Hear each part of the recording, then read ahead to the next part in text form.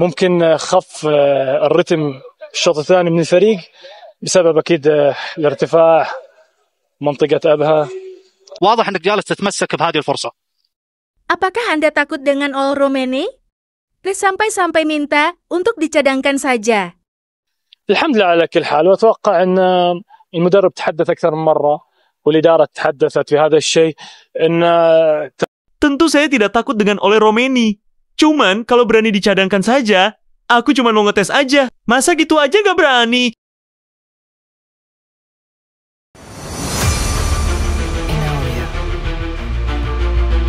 Ole! Dan gol! Gol debut dari Ole Romeni! Sebuah gol yang tercipta, gol yang bisa membuat sebuah harapan. Pemain yang masih berusia 24 tahun, berumput bersama dengan Oxford, kombinasi dengan rekan. Terima kasih, Coach Sintayong, atas dedikasi Indonesia. Hai semuanya, selamat datang di channel YouTube Garuda IDN. Berikut ini kami akan membagikan kumpulan berita timnas terbaru nih, diantaranya sebagai berikut. Bikin ngakak, kiper Arab Saudi komentar konyol minta Ole Romeni dicadangkan saja. Ternyata Arab Saudi sudah tahu jika Indonesia punya striker tajam haus gol. Selain itu ada kabar gembira jika Shin Tae-yong sudah OTW ke Indonesia gantikan Patrick Kluivert. Supporter makin optimis masuk Pildun jika Shin Tae-yong memimpin laga Indonesia versus Arab Saudi dan juga Irak. Namun sebelum lanjut ke pembahasannya, alangkah baiknya untuk tekan tombol like dan subscribe-nya ya guys. Jika sudah, mari kita lanjut.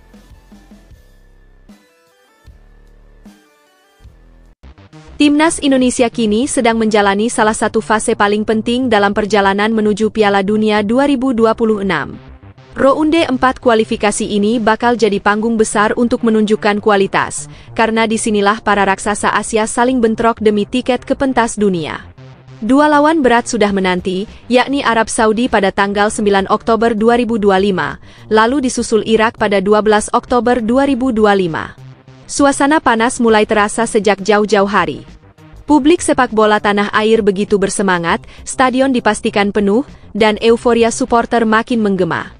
Sorotan media pun kian tajam, menyoroti perkembangan tim Garuda yang sudah dianggap sebagai kiblat sepak bola Asia Tenggara. Bukan tanpa alasan, kekuatan timnas Indonesia kini bisa dibilang komplit. Dari lini belakang yang kokoh, gelandang yang penuh visi, sampai lini depan yang tajam, semuanya siap tempur. Lawan-lawan di kawasan ASEAN seperti Malaysia, Vietnam, hingga Thailand bahkan terang-terangan mengakui bahwa Indonesia sudah naik level. Optimisme pun mengalir deras. Publik percaya kali ini, Garuda benar-benar bisa menembus Piala Dunia. Namun, di tengah persiapan serius timnas Indonesia, muncul komentar konyol dari pihak lawan yang bikin publik ngakak. Kiper Arab Saudi, Ahmed Al-Kassar, tiba-tiba melontarkan pernyataan unik terkait laga nanti. Dengan gaya santai tapi sedikit menantang, ia meminta Indonesia tidak menurunkan striker andalan, Ole Romeni. Al-Kassar menyebut dirinya sebenarnya tidak gentar menghadapi Ole. Namun, demi melihat bagaimana kualitas Indonesia tanpa sang bomber, ia secara terbuka melontarkan tantangan agar Ole dicadangkan saja. Kalau memang berani, Indonesia sebaiknya jangan turunkan Ole Romeni. Saya ingin tahu apakah mereka tetap berbahaya tanpa dirinya. Sebenarnya saya tidak takut, tapi lebih baik dia dicadangkan saja, ujar kiper Ahmed Al-Kassar kepada media Timur Tengah. Komentar tersebut langsung jadi bahan perbincangan, baik di kalangan media maupun fans Indonesia. Banyak yang menanggapi dengan tawa, menyebut komentar itu hanyalah psiwar khas kiper lawan yang mencoba mengganggu mental. Namun ada juga yang menilai ucapan itu justru bentuk pengakuan terhadap ketajaman Ole. Bagaimanapun, sorotan kini semakin tertuju pada sang striker.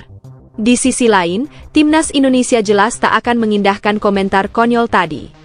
Pelatih dan tim medis memastikan Ole Romeni sudah pulih dari cedera, dan besar kemungkinan ia akan dimainkan sejak menit awal.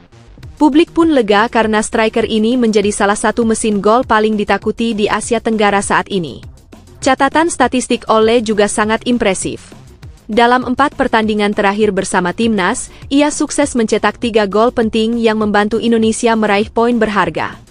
Kemampuan finishing yang tajam, pergerakan tanpa bola yang cerdas, serta naluri predator di kotak penalti membuat dirinya jadi ancaman nyata bagi pertahanan Arab Saudi. Tak hanya moncer di timnas, performa Ole di klub juga tak kalah mentereng. Bersama Oxford United di kompetisi Inggris, ia nyaris selalu diturunkan sebagai starter. Lawan-lawannya kerap dibuat ketar-ketir karena Ole punya dribble mematikan, bahkan sering dibanding-bandingkan dengan gaya bermain Lionel Messi. Kelincahannya saat menusuk pertahanan lawan menjadikannya senjata utama yang sulit ditebak. Yang lebih mengejutkan, Arab Saudi tampaknya masih belum benar-benar paham kalau Indonesia bukan hanya mengandalkan Ole Romeni. Ada juga Miliano Jonathan, striker muda yang kualitasnya dinilai setara dengan Ole. Duet keduanya bisa menjadi momok bagi lini belakang Arab Saudi, yang belakangan ini sering kewalahan menghadapi tim dengan serangan cepat. Dengan kombinasi Ole dan Miliano, lini depan Indonesia bisa dikatakan berada pada level terbaiknya dalam beberapa tahun terakhir.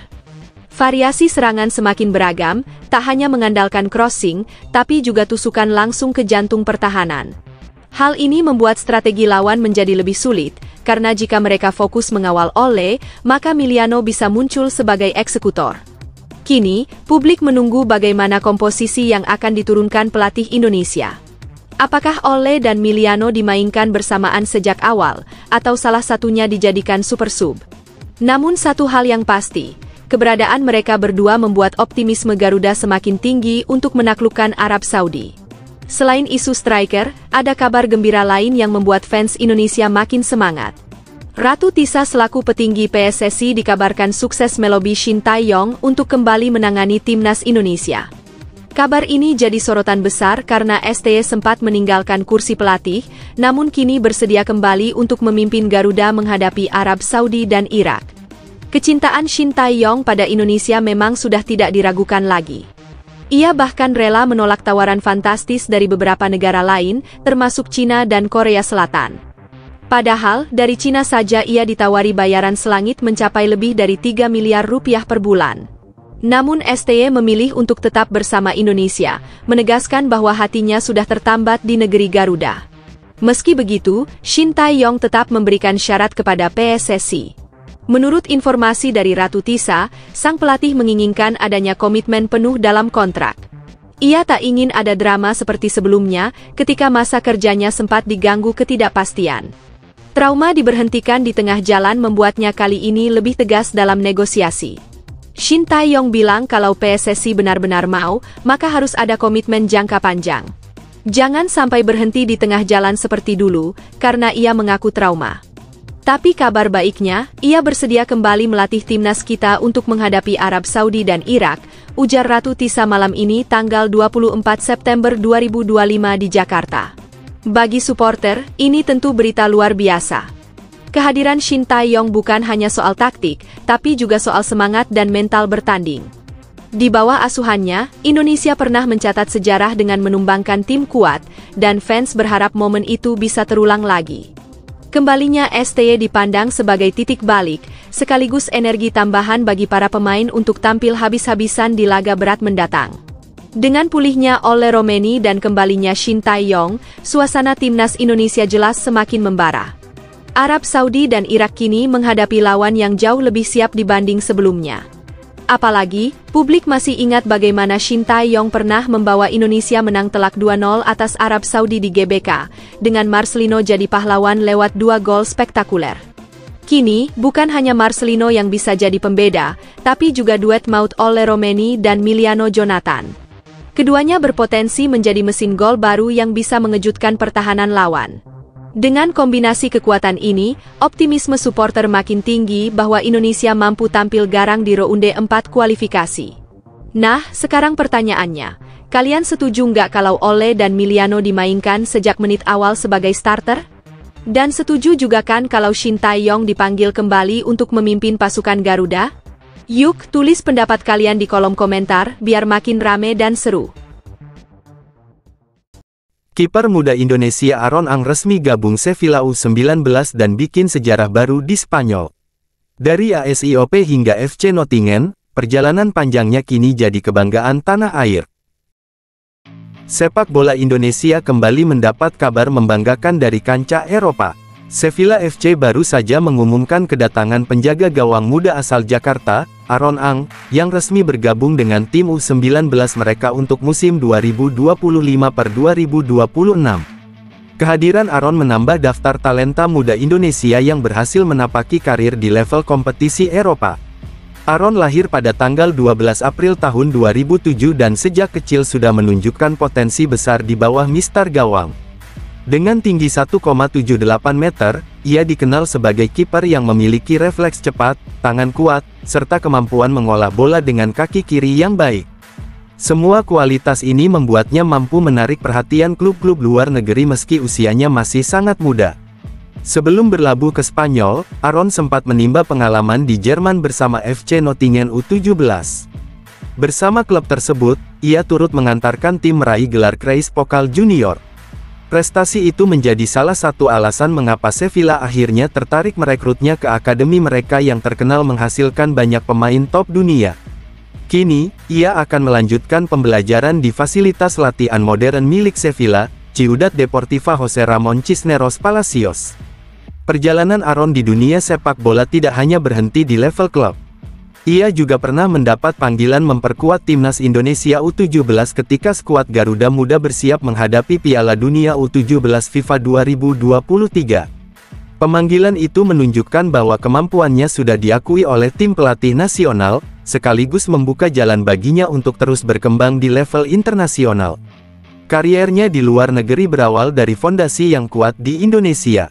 Sebelum hijrah ke Eropa, Aaron merupakan bagian dari Akademi ASIOP, salah satu sekolah sepak bola yang terkenal melahirkan banyak talenta muda.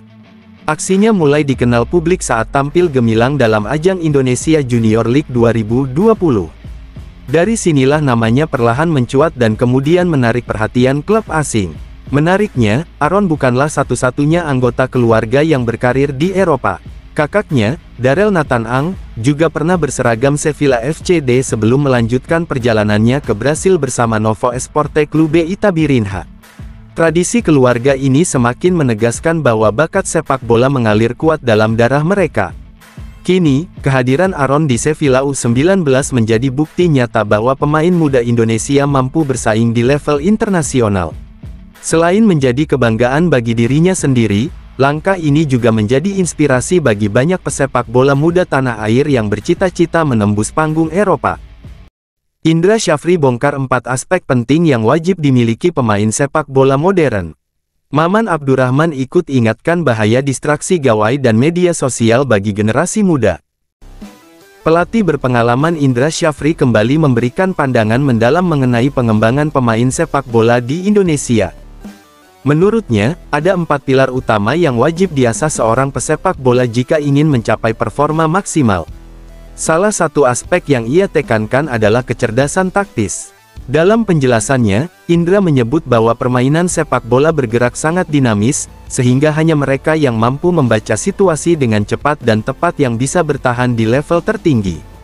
Pemain dituntut rajin belajar, memiliki kemampuan analisis yang kuat, dan berani mengambil keputusan cerdas di tengah tekanan pertandingan.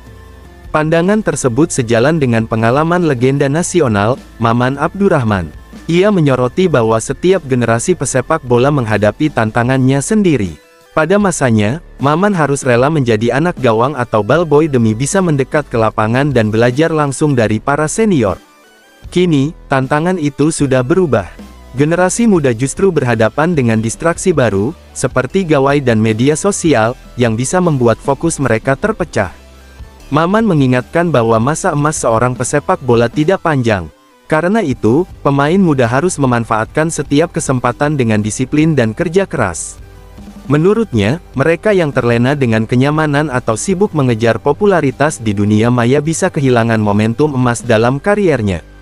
Hal senada juga diungkapkan oleh Coach Indra. Ia menilai media sosial memiliki dampak besar bagi perkembangan mental pemain. Banyak contoh di mana pesepak bola tim nasional kehilangan motivasi setelah membaca komentar pedas atau pemberitaan negatif. Hal ini sering terjadi karena minimnya edukasi tentang cara menghadapi tekanan dari luar lapangan. Tanpa fondasi mental yang kuat, kemampuan teknis seorang pemain bisa saja tidak maksimal karena terganggu faktor non-teknis. Meski tantangan era modern terasa semakin kompleks, Indra tetap percaya masa depan sepak bola Indonesia berada di jalur positif. Menurutnya, kualitas individu para pemain muda saat ini sudah jauh lebih baik dibanding era sebelumnya. Tinggal bagaimana mereka dibimbing agar tidak mudah goyah oleh faktor eksternal. Dengan kombinasi kecerdasan taktis, disiplin, mental kuat, serta kemampuan teknis, Indra yakin Garuda Muda mampu melahirkan generasi yang bisa bersaing di tingkat Asia bahkan dunia. Optimisme itu sekaligus menjadi pesan bagi pemain muda agar tidak hanya fokus pada keterampilan di lapangan, tetapi juga menjaga mentalitas dan karakter. Hanya dengan keseimbangan tersebut, prestasi jangka panjang bisa tercapai. 3 pemain Timnas U23 dicadangkan Bali United hingga pekan kelima BRI Liga 1. Kadek Arel, Jens Raven, dan Rahmat Arjuna tersisih karena persaingan ketat dan keputusan Johnny Johnson. Bali United tengah menjadi sorotan karena belum memberi kesempatan penuh sejak menit pertama kepada 3 pilar muda Timnas Indonesia U23 pada ajang BRI Super League 2025/2026 hingga memasuki pekan kelima. Nama-nama yang dimaksud adalah Kapten Timnas U23, Kadek Arel Priyatna, serta 2 penyerang muda potensial, Jens Raven dan Rahmat Arjuna. Ketiganya sejauh ini hanya dipercaya turun sebagai pemain pengganti di babak kedua. Pelatih kepala Bali United, Johnny Johnson, memiliki alasan tersendiri terkait kebijakannya tersebut. Menurutnya, ketiga pemain itu lebih banyak menghabiskan waktu bersama Timnas U23 untuk persiapan dan pertandingan internasional, sehingga intensitas latihan mereka bersama klub jauh lebih minim dibanding rekan-rekan setim lainnya. Kondisi ini membuat mereka seperti masih berada dalam fase pramusim, sementara mayoritas pemain Bali United sudah menjalani persiapan sejak bulan Juni lalu. Situasi ini berimbas langsung pada posisi mereka di dalam skuad. Rahmat Arjuna, misalnya, yang musim sebelumnya kerap menjadi pilihan utama, kini harus rela perannya digantikan oleh Irfan Jaya di lini depan. Begitu pula dengan Kadek Arel yang sejatinya berposisi sebagai bek tengah, namun posisinya kini lebih banyak ditempati oleh tim receiver. Adapun Jens Raven juga menghadapi tantangan berat di sektor penyerang. Striker keturunan Indonesia Belanda itu masih kesulitan bersaing dengan bomber utama Bali United, Boris Kopitovic. Alhasil, Raven lebih sering diturunkan pada paruh kedua pertandingan sebagai tandem atau pelapis bagi penyerang asal Montenegro tersebut. Menariknya, keputusan Johnson untuk menempatkan tim receiver di posisi bek tengah juga sempat dipertanyakan. Sebab, pemain asal Belanda itu sejatinya dikenal lebih sering beroperasi sebagai gelandang bertahan. Namun, Johnson menilai langkah tersebut tidaklah aneh. Baginya, receiver adalah sosok yang memiliki kemampuan bermain di berbagai posisi dan dapat diandalkan ketika tim membutuhkan. Receiver sendiri menanggapi penugasan tersebut dengan sikap positif. Ia menegaskan tidak keberatan menjalani peran berbeda, karena menurutnya fleksibilitas adalah hal yang sangat dibutuhkan dalam sepak bola modern. Selama tim bisa mendapatkan hasil maksimal, ia siap dimainkan di posisi manapun. Dengan demikian, persaingan internal di Bali United semakin ketat. Bagi pemain muda seperti Kadek Arel, Jens Raven, dan Rahmat Arjuna, situasi ini menjadi tantangan tersendiri untuk terus bekerja keras agar bisa merebut tempat utama. Pada saat yang sama, hal ini juga menjadi tanda bahwa kualitas dalam skuad Bali United semakin merata. Asnawi Mangkualam tak dipanggil timnas tapi malah bersinar di Liga Thailand. Jadi man of the match saat Port FC hajar Chonburi 3-0 dan statistiknya bikin melongo. Asnawi Mangkualam sedang menjadi bahan pembicaraan setelah menunjukkan performa solid bersama Port FC di Liga Thailand. Meski dirinya tidak termasuk dalam daftar pemain yang dipanggil Timnas Indonesia untuk laga FIFA Matchday melawan Taiwan dan Lebanon pada 5 serta tanggal 8 September tahun 2025, bek berusia 25 tahun itu langsung menjawab keraguan dengan aksi impresif di level klub. Seperti diketahui, pada agenda internasional tersebut skuad Garuda mencatat kemenangan telak 6-0 atas Taiwan dan hasil imbang tanpa gol kontra Lebanon. Namun, Asnawi tidak dilibatkan, padahal sebelumnya ia terakhir membela tim nasional pada turnamen Piala AFF 2024. Absennya Asnawi menimbulkan tanda tanya, tetapi ia memilih menjawab lewat lapangan hijau. Kesempatan itu datang ketika Port FC menjamu Chonburi FC dalam lanjutan Thai League 1 pekan kelima di PAT Stadium, Jumat tanggal 19 September tahun 2025. Dipasang sebagai bek kiri, Asnawi bermain penuh selama 90 menit dan tampil konsisten sepanjang laga. Hasilnya, Port FC menang meyakinkan dengan skor 3-0. Penampilan apik itu bahkan membuat namanya terpilih sebagai pemain terbaik alias Man of the Match. Secara statistik, kontribusi Asnawi benar-benar menonjol. Ia mencatatkan satu umpan kunci yang berujung peluang, melakukan 63 kali sentuhan bola, serta membukukan tingkat akurasi operan hingga 92,7%. Dari sisi bertahan, catatannya juga impresif, 6 kali pemulihan bola, sekali merebut bola di area sepertiga akhir lapangan, 2 tackle sukses dari 2 percobaan, 3 kemenangan duel dari 5 kali percobaan, serta 2 sapuan bersih. Angka-angka ini menunjukkan betapa stabilnya kontribusi Asnawi, baik dalam bertahan maupun saat membantu membangun serangan. Usai pertandingan, sang pemain menegaskan bahwa konsistensi dan kerja keras adalah kunci untuk meraih hasil terbaik. Ia menyadari bahwa jalan kembali ke timnas Indonesia tidak mudah, tetapi dengan performa seperti ini peluangnya untuk kembali dipanggil tetap terbuka.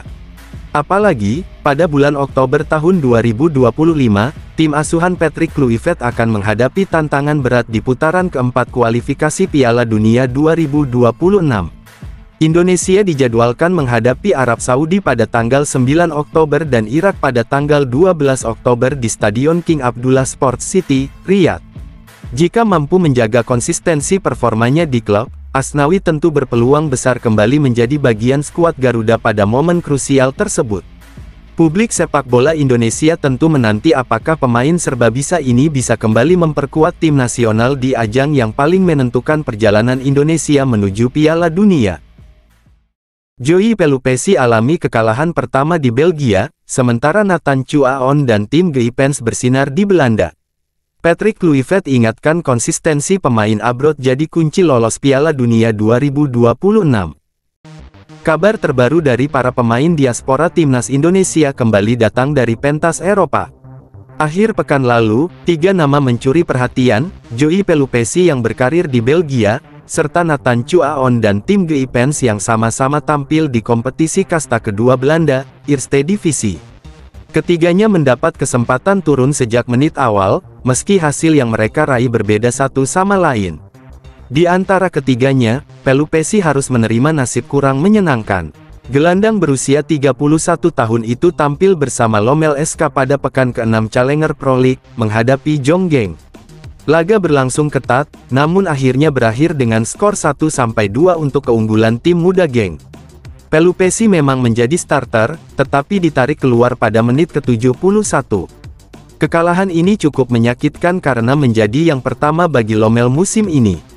Dengan hasil tersebut, posisi mereka tertahan di peringkat ketiga klasemen dengan 11 poin, tertinggal 4 angka dari pemuncak sementara, Waasland Beveren. Sementara itu, Nathan Chuaon tampil solid ketika membela Willem II. Ia ikut mengamankan kemenangan tipis 1-0 atas Jong Ajax, dengan Armin Chulum menjadi pencetak gol tunggal di menit ke-51. Nathan sendiri berperan besar menjaga rapatnya lini pertahanan sehingga timnya berhasil mempertahankan clean sheet. Kemenangan ini membuat Willem II mengoleksi 11 poin dan naik ke papan tengah klasemen. Di laga berbeda, tim Geipens juga mencatat hasil positif. Bersama FCMN, pemain muda berusia 20 tahun itu membantu timnya menang 2-0 atas Dordrecht. 2 gol masing-masing dicetak Pascal Mulder pada menit ke-13 dan Romano Postema menjelang laga usai. Tambahan 3 poin membuat MN kini mengoleksi 10 angka dan terus merangkak di klasemen sementara Eerste Divisie. Performa ketiga pemain tersebut tentu tak luput dari pantauan Patrick Kluivert. Pelatih timnas Indonesia itu menegaskan bahwa menit bermain reguler di klub menjadi indikator penting dalam menentukan siapa saja yang layak dipanggil ke skuad Garuda. Nathan dan Pelupessy sudah lebih dulu menjadi bagian dari tim senior, sementara Geipens yang masih belia diproyeksikan untuk kelompok umur. Namun, jika konsistensinya terjaga, bukan mustahil ia segera naik kelas. Kedepan, konsistensi performa para pemain abroad akan sangat menentukan. Indonesia akan menghadapi putaran keempat kualifikasi Piala Dunia 2026 dengan sistem round robin satu putaran melawan Arab Saudi dan Irak. Setiap pertandingan di fase ini akan menjadi penentu, sehingga modal berupa pengalaman dan ritme kompetisi di klub sangat penting agar Garuda bisa tampil maksimal.